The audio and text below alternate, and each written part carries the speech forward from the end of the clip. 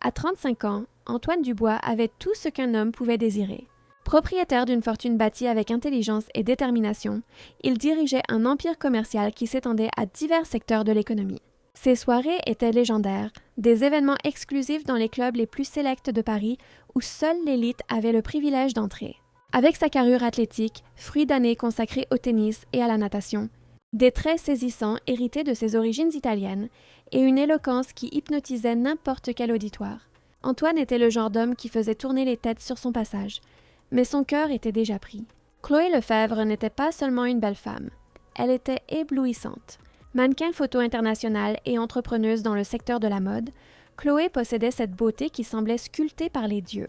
Ensemble, ils formèrent le couple parfait des couvertures de magazines, protagonistes d'histoires de glamour et de romances qui faisaient soupirer même les plus cyniques. La vie d'Antoine bascula un matin d'octobre à l'apparence ordinaire. Il se réveilla avec une sensation étrange dans les jambes, comme si des milliers d'aiguilles parcouraient les muscles. Au début, il attribua cet inconfort à l'excès d'exercice de la veille. Mais lorsqu'il tenta de se lever, ses jambes refusèrent simplement d'obéir. Ce fut le début d'un cauchemar qu'il n'aurait jamais pu imaginer. 3 semaines plus tard, alors qu'il se rendait à un rendez-vous médical, un camion grilla un feu rouge et percuta sa voiture de plein fouet. Antoine survécut par miracle, mais l'accident aggrava dramatiquement sa condition mystérieuse. Après d'interminables examens et consultations avec les meilleurs spécialistes du pays, le diagnostic tomba, dévastateur. Sclérose latérale amyotrophique, la redoutable SLA. Le médecin expliqua d'une voix grave qu'il s'agissait d'une maladie neurodégénérative qui paralyse progressivement tous les muscles du corps, tout en laissant l'esprit intact, une prison à l'intérieur de son propre corps. L'espérance de vie variait, mais dépassait rarement 5 ans après le diagnostic. Antoine, qui avait toujours tout contrôlé dans sa vie, vit son monde s'effondrer. En quelques mois, cet homme vigoureux qui courait 10 km chaque matin se retrouva confiné à un fauteuil roulant. Bientôt, même bouger les bras devint un défi monumental. Chloé, au début, se montra une compagne dévouée. « Je t'aime, Antoine. Je resterai avec toi quoi qu'il arrive. » jurait-elle en lui tenant ses mains déjà affaiblies. Mais il y avait quelque chose dans ses yeux qu'Antoine ne parvenait pas à déchiffrer. Une ombre, peut-être, ou une hésitation presque imperceptible. Avec l'aggravation de la maladie, Chloé proposa qu'ils se marient immédiatement. « Je veux être ta femme, Antoine. Je ne veux pas être une simple visiteuse dans cette maison. J'ai besoin d'être ici officiellement pour prendre soin de toi et tout gérer pendant que tu te reposes. » Ces mots semblaient tendres, mais il y avait une urgence étrange dans sa voix. La mère d'Antoine, Madame Hélène, une femme froide qui avait toujours privilégié les affaires à la famille, soutint l'idée avec un enthousiasme suspect. « C'est la meilleure chose à faire, mon fils. Chloé doit avoir les pouvoirs légaux pour gérer tes biens pendant que tu es indisposé. » Mais avant que le mariage n'ait lieu, Chloé insista sur le fait qu'ils avaient besoin d'une aide professionnelle. « Mon amour, tu as besoin de soins spécialisés. Je vais engager la meilleure infirmière que l'argent puisse acheter. » Kao. C'est ainsi que Manon Fournier entra dans cette histoire. Manon avait 28 ans et une expérience qui défiait sa jeunesse. Orpheline de père, élevée par une mère couturière dans un quartier modeste de la banlieue parisienne, elle s'était battue pour obtenir son diplôme d'infirmière tout en cumulant 2 emplois. Elle s'était spécialisée dans les soins palliatifs car, selon elle, c'est là que je peux faire la plus grande différence dans les moments les plus difficiles de la vie de quelqu'un.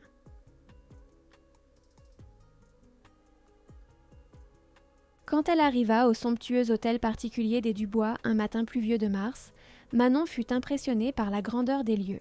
Colonnes de marbre italien, jardin qui semblait sorti d'un conte de fées, une fontaine avec des chérubins dorés, c'était un autre monde. Mais elle fut accueillie avec le plus pur mépris. Madame Hélène la toisa de la tête aux pieds avec un dédain évident. « Vous êtes l'aide-soignante. Il doit y avoir une erreur. Vous êtes bien trop jeune, trop menue. Mon fils a besoin de quelqu'un de fort, d'expérimenté. » Manon resta calme, habituée aux préjugés. « Madame Dubois, je me suis déjà occupée de dizaines de patients à un stade avancé de maladie dégénérative. Je suis peut-être jeune, mais je suis forte là où ça compte, dans le cœur et la détermination. Permettez-moi au moins de rencontrer votre fils. » Hélène ajusta son sac Hermès sur l'épaule et désigna l'escalier de marbre. « Parlez à Chloé, sa fiancée.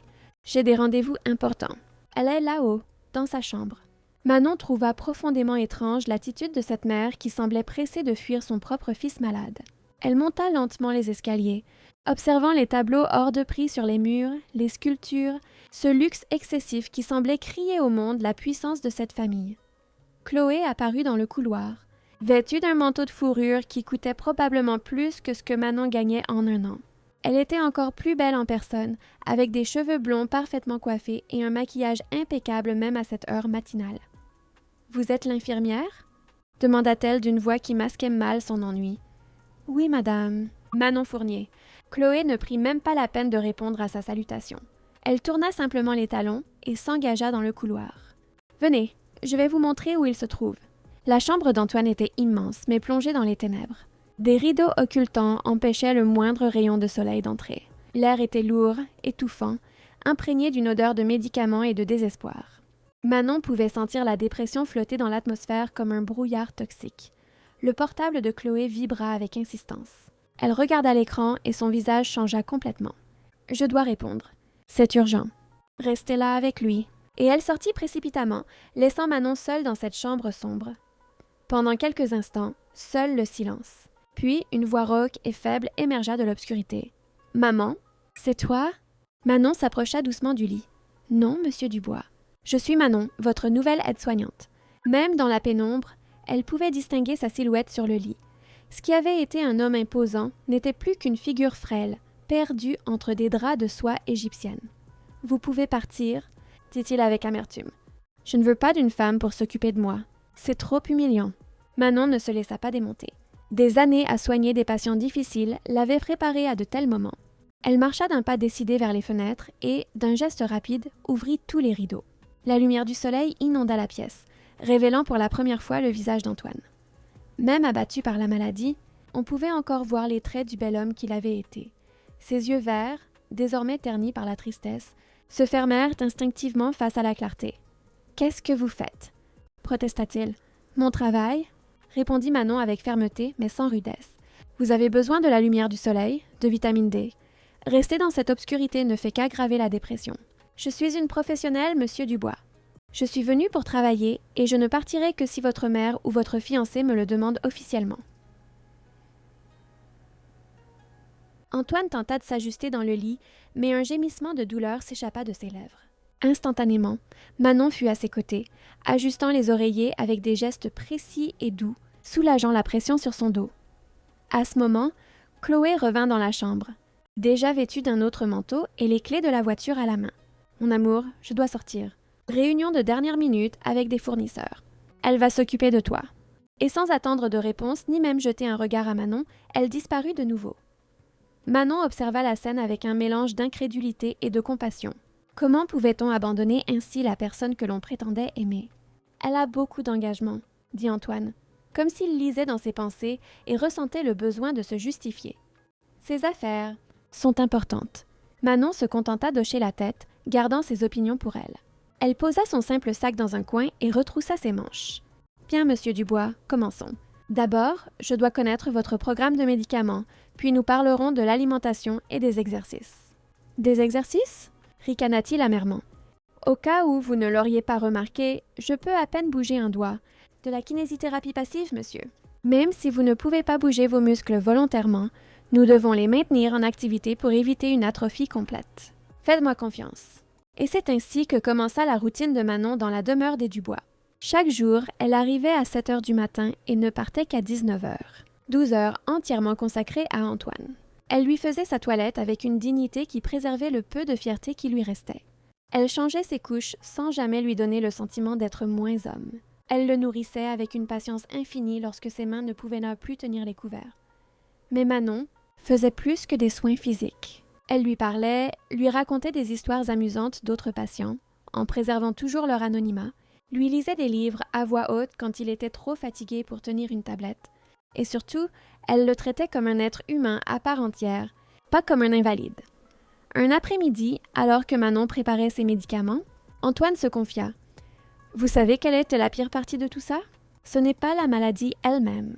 C'est de voir comment les gens changent quand vous ne leur êtes plus utile. » Manon arrêta ce qu'elle faisait et s'assit sur la chaise à côté du lit. « Comment ça? Quand j'étais en bonne santé et riche, enfin, je suis toujours riche, mais vous comprenez, j'avais des dizaines d'amis. Mon téléphone n'arrêtait pas de sonner. Invitations à des événements, dîners, voyages. Maintenant, il marqua une pause, ravalant son amertume. Il ne reste que 2 vrais amis, Luc et Paul. Ils viennent encore me voir chaque semaine, même si je ne suis pas la meilleure compagnie. Ce sont ces amis-là qui comptent, dit doucement Manon. Ceux qui restent quand la tempête arrive. Antoine l'observa avec curiosité. Vous parlez comme si vous saviez. Manon eut un sourire triste. Quand mon père est mort, j'avais 15 ans. Un cancer, ce fut une bataille de 3 ans. J'ai vu beaucoup de gens disparaître de notre vie, mais j'ai aussi vu des anges apparaître quand nous en avions le plus besoin. Et vous êtes devenu l'un de ces anges. J'essaie de l'être, répondit-elle simplement. 2 semaines plus tard, Antoine surprit Manon avec une demande inattendue. Je veux faire une surprise à Chloé, une demande en mariage élaborée avec tout ce qu'elle mérite. Manon sentit quelque chose d'étrange dans sa poitrine, une sensation qu'elle ne sut identifier. Mais vous n'êtes pas déjà fiancés? Si, mais je veux faire quelque chose de spécial. Elle a été si patiente avec moi. Elle mérite quelque chose de romantique, même si je suis comme ça. Manon déglutit et se força à sourire. Bien sûr, je vous aiderai pour tout ce dont vous aurez besoin. Cette nuit-là, en emportant l'assiette vide du dîner d'Antoine à la cuisine, Manon entendit des voix provenant du salon adjacent. Ce n'était pas dans ses habitudes d'écouter aux portes, mais quelque chose dans l'urgence de ses chuchotements la fit s'arrêter. Combien de temps devrons-nous encore attendre? C'était une voix masculine, impatiente. Patience, Adrien. Les médecins disent que ça ne dépassera pas 1 an. 2 au maximum. La voix de Chloé était froide, calculatrice, complètement différente du ton mielleux qu'elle utilisait avec Antoine. « Et tu es sûre que ça va marcher? » »« Bien sûr que ça va marcher. Je l'épouse, je deviens l'unique héritière. Quand il mourra, je récupère tout. La fortune, les entreprises, les propriétés. Après ça, nous pourrons être ensemble officiellement. » Et sa famille? Chloé éclata de rire, un son cruel qui fit frissonner Manon. Sa mère est de mon côté. Elle veut aussi sa part de l'héritage. Quant aux autres parents, ils n'auront droit à rien si nous sommes mariés. Tu es diabolique. C'est pour ça que je t'aime. Et c'est pour ça que je m'amuse tant avec toi, mon amour. Le son de baiser passionné suivit. Manon sentit son estomac se nouer. Ses mains tremblaient si fort que l'assiette lui glissa des doigts, se brisant sur le sol en marbre avec un fracas qui résonna dans toute la maison. « C'était quoi, ça? » demanda Adrien, alarmé. « Laisse-moi voir. » Manon entendit des pas s'approcher et se précipita dans le cellier, se cachant derrière la porte. Chloé entra dans la cuisine, regarda autour d'elle, vit les débris sur le sol. Son visage devint pâle. « Ça doit être une employée de maison maladroite, » murmura-t-elle, mais il y avait de la tension dans sa voix. Rapidement, elle ramassa les plus gros morceaux et les jeta à la poubelle avant de retourner au salon. Manon attendit de longues minutes avant de sortir de sa cachette, le cœur battant toujours la chamade. Comment allait-elle annoncer ça à Antoine? La croirait-il? Une simple aide-soignante accusant la fiancée parfaite de trahison et de conspiration? Pendant des jours, Manon porta ce fardeau. Elle observait Chloé arriver toujours pressée, donner des baisers superficiels à Antoine, inventer des excuses pour sortir. Elle voyait l'amour dans les yeux de l'un et la fausseté dans ceux de l'autre. C'était une torture silencieuse. La situation explosa 1 semaine plus tard. Chloé, de plus en plus paranoïaque, décida de tendre un piège. Elle cacha une montre Rolex d'Antoine et, devant tout le monde, y compris 2 employés et la propre mère d'Antoine, accusa Manon de vol. Je savais qu'on ne pouvait pas lui faire confiance, théâtralisa Chloé, une pauvresse comme elle, seule avec tous ces objets de valeur. Manon sentit son sang bouillir. Des années d'humiliation, à voir des gens comme Chloé mépriser des gens comme elle, tout remonta à la surface dans une explosion de vérité. Vous trompez Monsieur Dubois avec Adrien. Je vous ai entendu comploter pour récupérer son héritage. Le silence qui suivit fut absolu. Même la vieille horloge dans le couloir semblait avoir cessé son tic-tac. Chloé, tentant de se ressaisir, balbutia « Cette femme ment. Elle invente ça pour se tirer d'affaire. » Antoine, qui était resté silencieux, leva la main, l'un des rares mouvements qu'il pouvait encore faire. Silence tout le monde. Son regard transperça Chloé comme une lame. D'où Manon connaîtrait-elle le nom d'Adrien si elle ne l'a jamais rencontré? Comment saurait-elle que je me méfiais déjà de lui alors que je n'en ai jamais parlé à personne? Antoine, tu ne peux pas croire cette... Salope, compléta Antoine avec amertume. La seule personne qui a vraiment pris soin de moi? Qui nettoie mes excréments tous les jours sans se plaindre? Qui me traite comme un être humain alors que toi, tu arrives à peine à me regarder? Antoine, s'il te plaît. Dehors! Sa voix tonna avec une force que personne n'imaginait qu'il possédait encore. Prends tes affaires et sors de ma maison. Maintenant! Une des employées, Madame Rose, qui travaillait dans la maison depuis 20 ans, fit un pas en avant. « Monsieur Dubois, hier soir, j'ai vu Madame Chloé fouiller dans votre collection de montres. J'ai trouvé ça étrange, mais... » Chloé, réalisant qu'elle avait perdu, s'enfuit en courant et en larmes. Qu'elle soit réelle ou non, personne ne le saurait jamais. Manon, toujours debout au milieu de la pièce, se mit à pleurer. Tout le stress, la tension, l'injustice, tout déborda en larmes qu'elle ne pouvait contenir. « Pardonnez-moi, monsieur Dubois. Je ne voulais pas causer ça. J'aurais dû me taire. Pardonnez-moi. »« Viens ici !» dit doucement Antoine. Manon s'approcha avec hésitation. Antoine, avec un effort considérable, parvint à lever légèrement la main. Elle comprit le geste et s'assit au bord du lit. Avec des doigts tremblants, il prit un mouchoir dans la boîte à côté du lit. « Laissez-moi... » Manon tenta de prendre le mouchoir, mais il insista, levant la main jusqu'à son visage et, avec toute la délicatesse que sa condition lui permettait, il essuya ses larmes.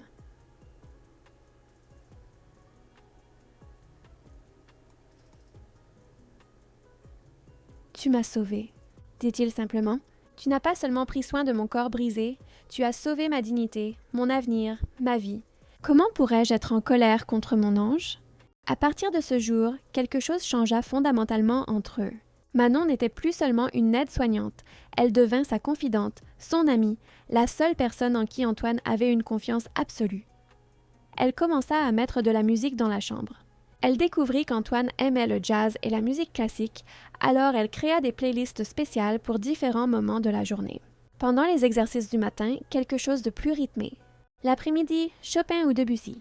Le soir, Miles Davis ou John Coltrane. « Tu as bon goût en musique ?» commenta-t-il un jour. « En fait, j'ai fait des recherches sur les artistes que vous aviez en vinyle dans le bureau. » avoua-t-elle avec un sourire timide. « Tu es allé dans mon bureau ?» J'avais besoin de comprendre qui est l'homme dont je m'occupe. La musique en dit long sur une personne. Antoine fut touché par ce soin, cette attention aux détails. Et qu'est-ce que ma musique dit de moi? Manon réfléchit un instant. Elle dit que vous êtes un romantique déguisé en homme d'affaires intransigeant, que vous appréciez la beauté et la complexité, que vous comprenez que les meilleures choses de la vie exigent de la patience pour être appréciées. Comme un bon vin? Comme un bon vin, acquiesça-t-elle. Ou comme un solo de saxophone de Coltrane, il faut vraiment écouter pour comprendre. Ils commencèrent à avoir des conversations profondes sur tout. La philosophie, la religion, les peurs, les rêves. Antoine découvrit que Manon était diplômée en soins infirmiers, mais rêvait de devenir médecin. Qu'elle lisait avec voracité des romans aux traités scientifiques. Qu'elle parlait 3 langues parce qu'elle croyait que chaque langue est une manière différente de voir le monde. « Pourquoi n'as-tu pas fait médecine ?» demanda-t-il. « L'argent. » répondit-elle simplement. « Ma mère est couturière. Nous pouvions à peine payer l'école d'infirmière. Mais un jour j'y arriverai. Et pourquoi les soins palliatifs? N'est-ce pas déprimant de côtoyer la mort tous les jours? » Manon secoua la tête. « Je ne le vois pas comme ça. Je le vois comme le privilège d'être présente dans les moments les plus vulnérables et les plus importants de la vie de quelqu'un. De pouvoir faire une différence quand ça compte le plus. Chaque patient m'apprend quelque chose sur le courage, sur ce qui compte vraiment dans la vie. » « Et qu'est-ce que je t'ai appris, moi? » Manon le regarda dans les yeux. « Que la force n'a rien à voir avec les muscles, que la dignité ne dépend pas de l'indépendance, et que... » Elle fit une pause, rougissant légèrement. « Qu'il est possible de trouver de la lumière même dans l'obscurité la plus profonde. » Un après-midi particulièrement difficile, alors qu'Antoine souffrait de fortes douleurs et que même la morphine ne semblait pas faire effet, Manon fit quelque chose d'inattendu. Elle s'allongea délicatement à côté de lui sur le lit et se mit à chanter doucement une berceuse que sa mère lui chantait quand elle était enfant. Antoine, surpris, sentit ses douleurs s'atténuer, comme si sa voix avait des pouvoirs curatifs. « Tu chantes magnifiquement bien. »« Seulement quand personne n'écoute, » murmura-t-elle. « Moi, j'écoute. »« Tu n'es pas personne. Tu es spécial. » L'instant resta suspendu entre eux, chargé d'un non-dit mais profondément ressenti. Les semaines passèrent. La routine continuait, mais il y avait une électricité dans l'air, une douce tension que tous deux feignaient d'ignorer. Manon dansait pour le faire rire, des mouvements maladroits et volontairement comiques qui lui arrachaient des éclats de rire.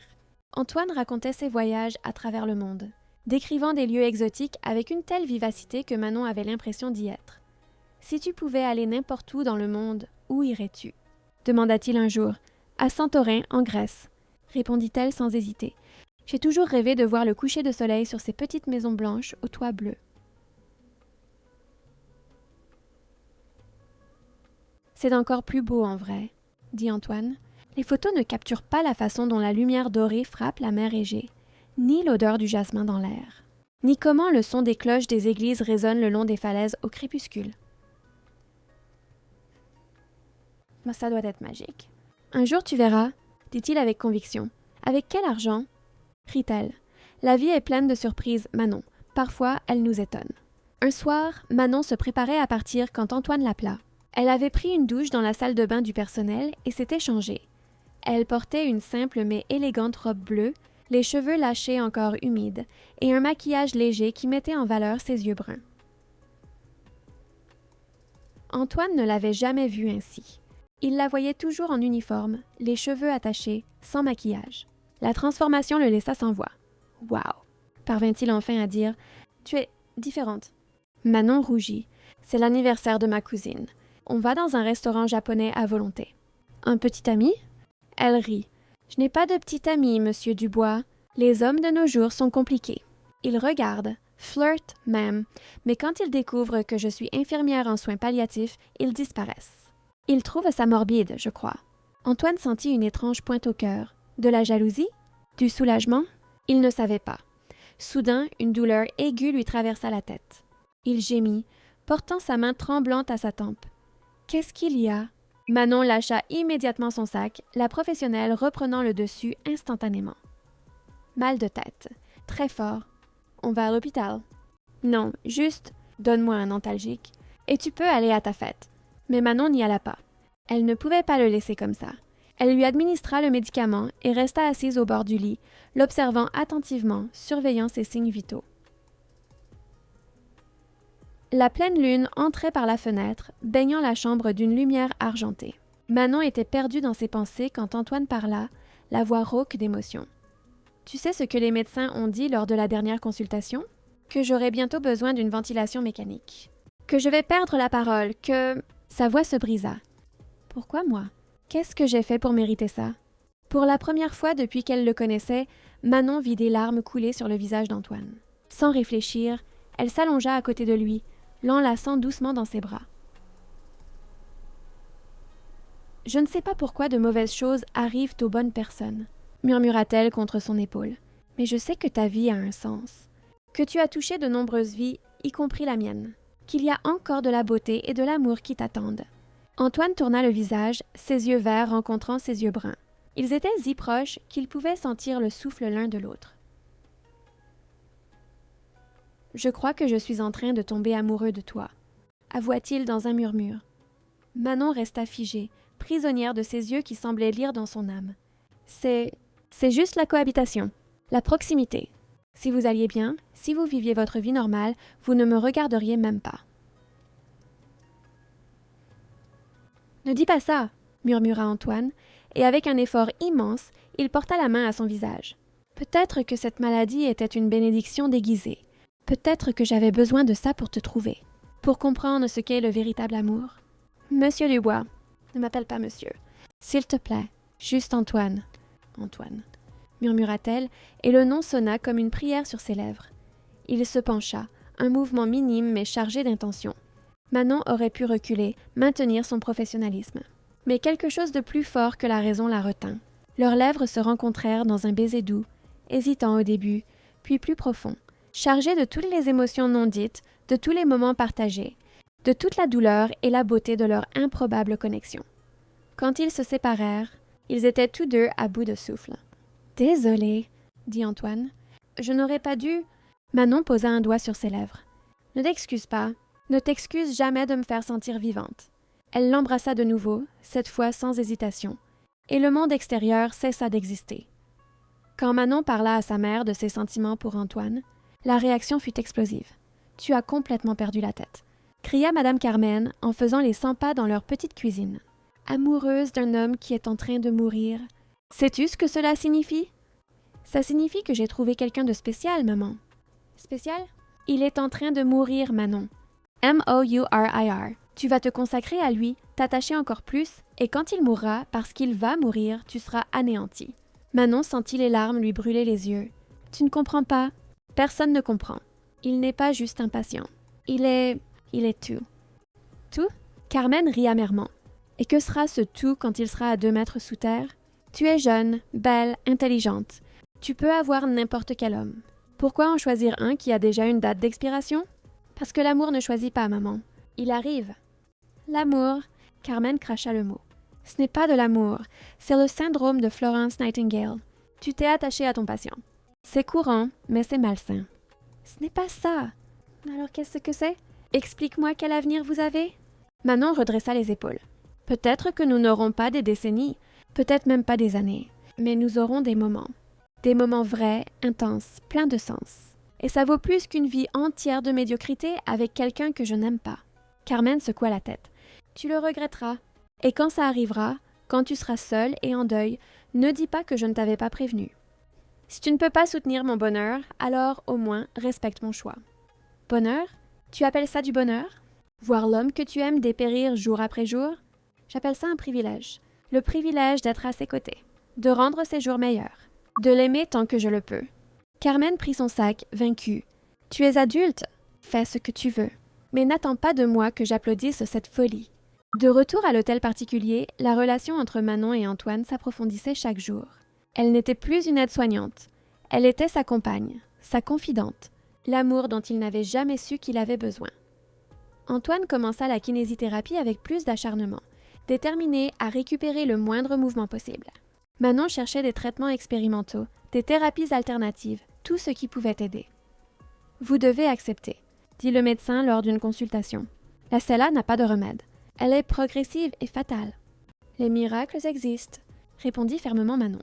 Le médecin la regarda avec pitié. « Mademoiselle, je comprends le désir d'avoir de l'espoir, mais les faux espoirs ne font que rendre les choses plus difficiles. »« Ce n'est pas un faux espoir, c'est la foi. » Antoine serra sa main, l'un des rares gestes qu'il pouvait encore faire. « Elle a raison, docteur. Tant que je respirerai, je me battrai. » Les semaines se transformèrent en mois. La maladie progressait, mais quelque chose d'extraordinaire se produisait également. Antoine, qui avait perdu toute envie de vivre, se battait maintenant de toutes ses forces. Manon faisait venir des spécialistes de tout le pays, des thérapeutes alternatifs, des nutritionnistes spécialisés. Ils essayèrent l'acupuncture, la méditation, des changements radicaux de régime alimentaire. Pendant ce temps, leur amour s'épanouissait de manière à défier toute logique. Antoine dictait des poèmes que Manon écrivait, des vers d'amour qui la faisaient pleurer en les tapant. Manon créait pour lui des expériences sensorielles élaborées, apportant des fleurs différentes chaque jour pour qu'il en sente les parfums, faisant glisser diverses textures sur sa peau où il y avait encore de la sensibilité, créant une symphonie de sensations qui le maintenait connecté au monde. Un après-midi spécial, Manon organisa une surprise. Avec l'aide de Luc et Paul, les 2 amis fidèles d'Antoine, elle transforma la chambre en cinéma privé. Ils projetèrent son film préféré sur le mur, Casablanca, et Manon prépara du pop-corn dont l'arôme, même s'il ne pouvait pas en manger, le transporta vers des souvenirs heureux. « Nous aurons toujours Paris », murmura Antoine en même temps qu'Humphrey Bogart en regardant Manon. « Nous aurons toujours cette chambre », répondit-elle en l'embrassant sur le front. C'est alors que l'impossible commença à se produire. D'abord, ce furent de petits signes. Antoine réussit à bouger le gros orteil de son pied gauche, chose qu'il n'avait pas faite depuis des mois. Les médecins dirent que c'était un spasme musculaire, rien de significatif. Mais Manon savait que c'était différent. Une semaine plus tard, il réussit à serrer fermement son poing droit. 2 semaines plus tard, il souleva légèrement son bras. Le chef de neurologie fut appelé en urgence. Il fit tous les examens imaginables. Les résultats étaient inexplicables. La dégénérescence neuronale non seulement s'était arrêtée, mais semblait s'inverser. « C'est impossible », marmonnait le médecin en analysant les examens. « La SLA ne régresse pas. Jamais. Dans toute l'histoire médicale documentée, cela n'arrive pas. » Mais cela arrivait. Antoine entama un régime intensif de kinésithérapie. Chaque mouvement retrouvé était une victoire monumentale. Manon était à ses côtés à chaque seconde, l'encourageant, le soutenant, célébrant chaque petit progrès. La mère d'Antoine apparut lorsque la nouvelle de son amélioration se répandit. Elle apporta des documents, des sourires faux et des paroles mielleuses. « Mon fils, quelle merveille! Tu vas mieux? Nous devons parler de ton avenir, de l'entreprise. J'ai apporté quelques papiers à signer, de simples formalités. » Antoine regarda les documents, transfert de biens, procuration, lui faisant essentiellement tout céder à ses parents. « Sors », dit-il calmement. « Mais mon fils… » « J'ai dit sors, et ne reviens que si c'est pour me voir comme ton fils et non comme un compte en banque. » Hélène sortit furieuse, marmonnant sur l'ingratitude et comment cette petite infirmière lui avait empoisonné l'esprit. 6 mois après le début de sa guérison, Antoine fit son premier pas sans aide. Ce n'était qu'un pas chancelant, mais Manon pleura comme s'ils avaient conquis l'Everest. « Tu as réussi !» criait-elle, sautant de joie. « Nous avons réussi !» corrigea-t-il, l'attirant dans une étreinte qui, des mois plus tôt, aurait été impossible. La guérison se poursuivit, défiant toute logique médicale. Antoine devint un cas d'étude. Des médecins du monde entier voulurent l'examiner. Mais il avait d'autres projets. Un matin de printemps, exactement 1 an après l'arrivée de Manon dans sa vie, Antoine réussit quelque chose qui semblait impossible. Il se leva seul du lit, prit sa douche sans aide et enfila un costume qui attendait depuis longtemps dans son placard. Manon arriva pour son service et trouva la chambre vide. « Antoine » appela-t-elle inquiète. « Dehors » Sa voix vint de la terrasse. Elle sortit et eut le souffle coupé. Antoine était debout, s'appuyant légèrement sur une canne élégante, mais debout. Le soleil du matin illuminait son visage, qui avait retrouvé couleur et vie. Il souriait, ce sourire qui avait conquis tant de cœurs, mais qui n'était maintenant que pour elle. « Antoine, tu ne devrais pas te surmener comme ça. »« Chut !» l'interrompit-il. « Manon Fournier, tu es entrée dans ma vie quand j'étais au plus bas. Tu as vu au-delà du corps brisé, au-delà de la fortune, au-delà de tout ce qui est superficiel. Tu m'as aimée quand je ne pouvais même plus m'aimer moi-même. »« Antoine !» Il leva la main. « S'il te plaît, laisse-moi finir. J'ai traversé un enfer. J'ai perdu tout ce que je croyais me définir, ma force, mon indépendance, ma fierté. Mais j'ai gagné quelque chose d'infiniment plus précieux. J'ai gagné la compréhension de ce qu'est le véritable amour. Je t'ai gagné, toi. » Avec un mouvement prudent mais déterminé, Antoine s'agenouilla. Manon porta les mains à sa bouche, des larmes coulant déjà sur son visage. « Je devrais être mort. Les médecins ne peuvent pas expliquer ma guérison. Mais moi, je sais. C'était toi. Ton amour, ta foi, ton refus de m'abandonner. Tu es mon miracle, Manon. » Il sortit de sa poche une petite boîte en velours bleu. « Alors je dois te demander, acceptes-tu d'épouser cet homme têtu qui t'a déjà donné tant de mal, mais qui t'aime plus que sa propre vie? » Manon tomba à genoux devant lui, prenant son visage entre ses mains. « Oui, » murmura-t-elle entre 2 sanglots. « 1000 fois oui. » Ils s'embrassèrent là, sur la terrasse baignée de soleil, 2 survivants d'une tempête qui n'aurait pas dû avoir de fin heureuse. La nouvelle des fiançailles et de la guérison miraculeuse d'Antoine se répandit comme une traînée de poudre. Soudain, tous ceux qui avaient disparu voulurent de nouveau faire partie de sa vie. Des parents éloignés apparurent avec des sourires et des accolades. Des amis oubliés envoyèrent des messages enthousiastes. Antoine décida d'organiser une fête, non pas pour célébrer avec ses gens, mais pour faire une déclaration. La salle de réception de l'hôtel particulier fut décorée de fleurs blanches et de lumières dorées. Tout le monde était présent, vêtu de ses plus beaux atours, espérant reprendre sa place dans le cercle social d'Antoine. Chloé apparut à l'entrée, encore plus éblouissante qu'avant, dans une robe rouge qui coûtait certainement une fortune. Adrien n'était pas avec elle. Ils s'étaient séparés dès qu'il était devenu clair qu'il n'y aurait pas d'héritage à voler. Antoine. S'approcha-t-elle avec un sourire séducteur. « Tu es magnifique. J'ai toujours su que tu étais trop fort pour te laisser abattre. » Manon observait de loin, mais Antoine lui tenait fermement la main. « Chloé, » dit-il poliment, mais avec froideur, « je ne me souviens pas de t'avoir invitée. »« Allons, Antoine, après tout ce que nous avons vécu. »« Tout ce que nous avons vécu ?» Antoine rit. « Tu veux parler de ton plan pour me laisser mourir et prendre mon héritage ?» Les gens autour eurent un hoquet de surprise. Chloé devint livide. « Comment oses-tu »« Comment j'ose ? J'ose parce que j'ai survécu. Parce que j'ai trouvé le véritable amour. Parce que j'ai appris la différence entre l'or véritable et la pacotille bon marché. » Il se tourna vers la foule rassemblée. « Mesdames et messieurs, merci d'être venus. Je vous ai tous invités pour une raison précise. Je voulais que vous voyiez tous exactement où vous vous situez dans ma vie. » Antoine se dirigea vers le centre de la salle, Manon à ses côtés. Quand j'étais mourant, seules 2 personnes en dehors de Manon me rendirent visite régulièrement. Luc et Paul. Ce sont mes vrais amis. Le reste d'entre vous? Il marqua une pause dramatique. Vous n'êtes que des connaissances que j'ai confondues avec des amis. » Des murmures gênés parcoururent la salle. Mais je ne suis pas venue ici pour accuser qui que ce soit. Je suis venue pour annoncer mes fiançailles avec la femme qui a sauvé ma vie de toutes les manières possibles. Manon Fournier, que vous avez connue comme mon infirmière, sera mon épouse. Il se tourna vers Manon, qui portait une élégante robe bleu saphir qu'il avait insisté pour lui acheter. Cette femme m'a appris ce qu'est l'amour inconditionnel. Elle a essuyé mes larmes et préservé ma dignité quand je n'étais qu'un corps brisé dans un lit. Elle s'est battue pour moi quand j'avais abandonné. Elle est la raison pour laquelle je suis ici aujourd'hui. Antoine s'agenouilla alors de nouveau, cette fois en public, et refit sa demande. La salle explosa en applaudissements, certains sincères, beaucoup forcés, plusieurs amers. Hélène, la mère d'Antoine, s'approcha, le visage rouge de colère. « C'est absurde! Tu vas gâcher ta vie avec une croqueuse de diamants? »« Croqueuse de diamants? » rit Antoine. « Maman, elle m'a aimée quand on pensait qu'il me restait quelques semaines à vivre. Quand il n'y avait pas de fortune à convoiter, juste un homme mourant à soigner. Elle t'a manipulé? »« Non, maman. Toi, tu as essayé de me manipuler. Tu as essayé de me faire signer des papiers te cédant tout pendant que j'agonisais. Manon ne m'a jamais rien demandé, sauf que je me batte pour vivre. Le mariage eut lieu 3 mois plus tard.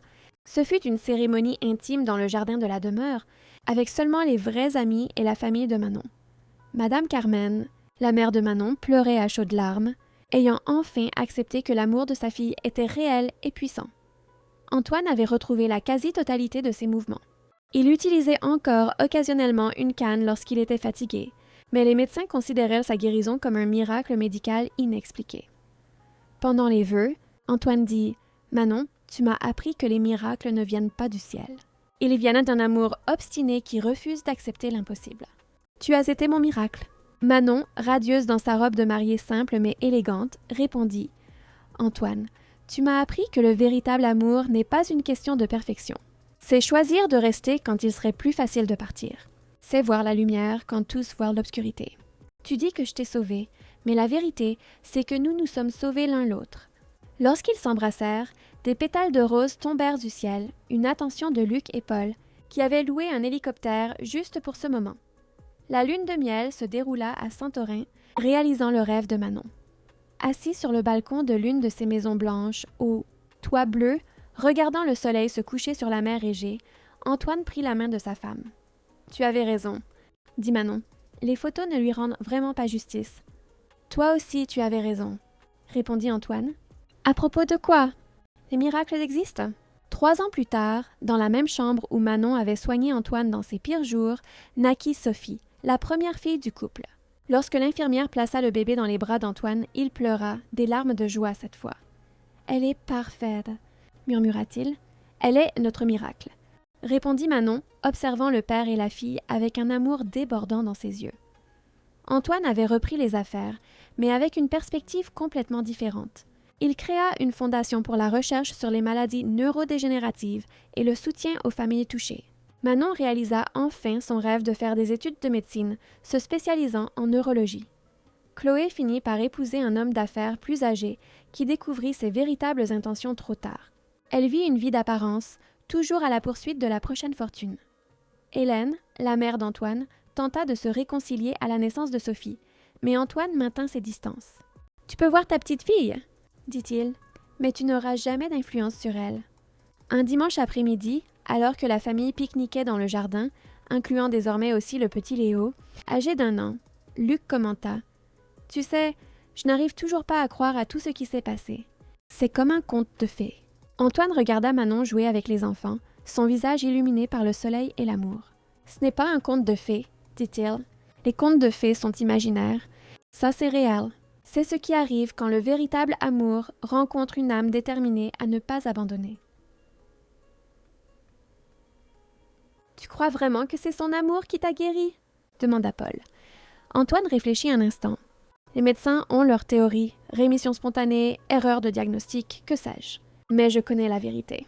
Quand tu as quelqu'un qui refuse de te laisser mourir, qui se bat pour chacune de tes respirations comme si c'était la sienne, qui voit en toi ce que tu ne peux plus voir, cela change quelque chose de fondamental. Ce n'est peut-être pas scientifique, mais c'est réel. Manon s'approcha, tenant Sophie par la main et Léo dans ses bras. « De quoi parlez-vous? »« De miracle ?» répondit Antoine en l'attirant pour un baiser. « Burke !» protesta Sophie, faisant rire tout le monde. Alors que le soleil se couchait sur la demeure qui avait été témoin de tant de douleurs et qui débordait maintenant de joie, Antoine réfléchit à son parcours. La maladie qui aurait dû le tuer lui avait finalement donné la vie. La femme venue pour soigner son corps mourant avait fini par guérir son âme.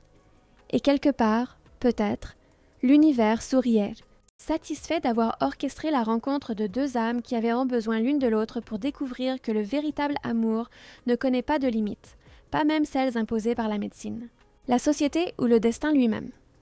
L'histoire d'Antoine et Manon devint une légende dans l'hôpital où il fut traité. Les médecins étudient encore son cas, cherchant des explications scientifiques. Mais les infirmières, en particulier celles qui s'occupent des patients en fin de vie, connaissent la vérité. Parfois, l'amour est le remède le plus puissant qui soit. Et ainsi, l'homme qui avait tout et qui perdit tout finit par gagner ce qui comptait vraiment. Et la femme qui n'était venue que pour soigner découvrit que parfois, prendre soin de quelqu'un est la forme la plus pure de l'amour. Leur histoire continue, jour après jour, preuve vivante que les plus grands miracles ne sont pas ceux qui défèrent la science, mais ceux qui se produisent lorsque deux cœurs choisissent de se battre ensemble contre l'impossible et gagnent. Fin message de fin pour la vidéo Call to Action. Chers amis, nous espérons que l'histoire d'Antoine et Manon a profondément touché vos cœurs. Ce voyage épique nous rappelle que, dans un monde souvent gouverné par la superficialité et l'avidité, la compassion et l'amour véritable sont les forces les plus miraculeuses. L'amour qui est né entre un homme qui avait tout perdu et l'aide-soignante qui a refusé de l'abandonner n'a pas seulement uni deux cœurs. Il a défié la médecine elle-même, prouvant que la vraie valeur réside dans le caractère et non sur un compte en banque. Que le parcours d'Antoine et Manon nous inspire à toujours affronter les épreuves, avec espoir et à ne jamais laisser un diagnostic définir notre destin. Partagez dans les commentaires ce que l'histoire d'Antoine et Manon vous a le plus appris sur l'amour, le dépassement de soi et la force de l'espoir. Utilisez cet espace pour partager vos réflexions, suggérer les prochains contes et vous émouvoir avec nous. Les idées les plus fascinantes pourraient devenir notre prochaine vidéo. À très bientôt pour d'autres histoires qui réchauffent l'âme et nous font croire en la force inébranlable de la compassion.